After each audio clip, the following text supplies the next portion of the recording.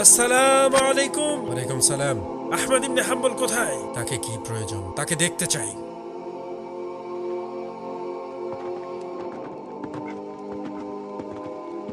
আসসালামু আলাইকুম।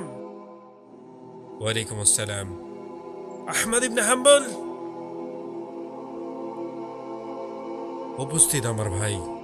আমি অনেক দূর থেকে আপনার পিছন পিছন এসেছি। শুধু একটি কথা বলতে চাই, এরপর আমি আমার পরিবারের নিকট চলে যাব। অবশ্যই বলুন। হে আহমদ ইবনে হাম্বল, নিশ্চয়ই আপনি ভূপৃষ্ঠের প্রতিনিধি, সুতরাং আপনি তাদের আচরণে ব্যথিত হবেন না। নিশ্চয়ই আপনি জগতের ইমাম। আপনার পরিণতি তাই হবে যা আল্লাহ নির্ধারণ করে রেখেছেন। আপনি যদি আল্লাহ এবং তার রাসূলকে ভালোবেসে থাকেন, তাহলে এই অবস্থায় ধৈর্য ধারণ করুন, কারণ আপনার এবং জান্নাতের মাঝে দূরত্ব শুধুমাত্র মৃত্যু। মনে রাখবেন, আপনাকে হত্যা না করা হলেও আপনি একদিন মারা যাবেন। যদি বেঁচে থাকেন তাহলে সম্মানের সাথে বেঁচে থাকবেন।